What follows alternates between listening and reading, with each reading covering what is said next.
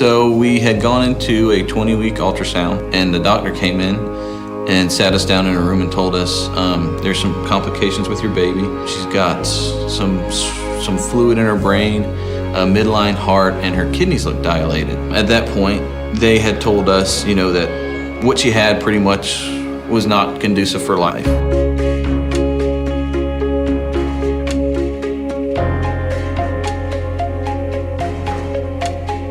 So when she was born, she was not breathing. And, you're lying on there on the table, you're waiting for the cry. You don't hear the cry. And Paul was able to stand up and see her, but I just remember them saying, "One picture, Dad," and they took her out of the room. So I never got to see her.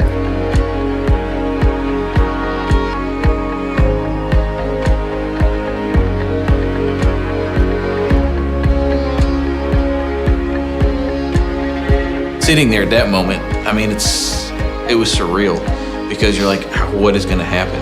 How is she going to overcome all these obstacles? I cannot express how impressive it is to have so many surgeons and so many caretakers and doctors working together. There's not a part of her body that has not really had the need for assistance. Her second day of life, she was in a 9.5-hour surgery. And then she went in for her ostomy, and then she went in for her shunt surgery, and then she went in for her tracheotomy, and she still has about 3 or 4 more left to go. On her 1-month birthday, she coded.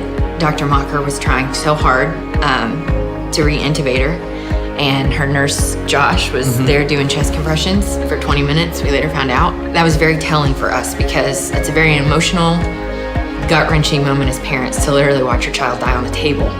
But then you have these people around her that once they saved her life, they go in their corner and they cry. They didn't want to lose her either. There wasn't a moment that we were in that room that, if God was going to take her, he was going to take her. But the people that were there were going to do everything they could to prevent that. The crazy part of it all is she coded, and 30 minutes later, she's looking up at all of us like, "What's your problem? Like, why are you all staring at me? Why is everybody crying? Why is everybody's eyes so puffy?" And that's, I think, why people are drawn to Pearl. Yeah. The doctors will come by and say, "How's a miracle?" They know. She's already been above and beyond what they ever thought that she could do. So for us, it's like, we don't limit her. No, she exceeds everybody's expectations, and they set a bar. She rises above it, and it's pretty incredible, because she's 8 weeks old. I think as parents want her to know that first and foremost, we love her and have loved her from the minute we found out about her. And I do hope, that she knows her story and that we can share her story.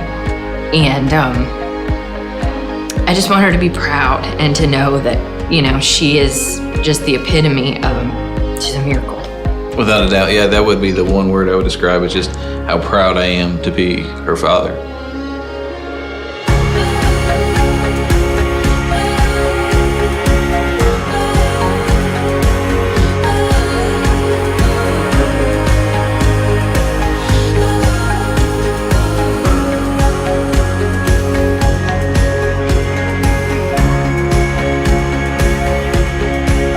I'm so grateful that she's home and she's thriving and that she's doing so well, because I think, there's just nothing that makes us happier. I think the times with her and Luke are the most monumental for us. He looked at her and he saw her. He didn't see a shunt and a trach and a G-tube. He didn't see any of that. And he still to this day doesn't. He sees Pearl. And he just loves her for who she is. We were ready to go home, and then when we had to leave that day, I think that's the hardest I ever cried, because those are people, they're not just like caretakers. Those are people who not only did they, care for her, they cared for us. That was something that they went above and beyond to do. The staff up there at Wolfson Children's Hospital is just absolutely amazing. Not a doubt in either of our minds that if Pearl would have been born any other place with any other staff, that we would not be here and home with her today.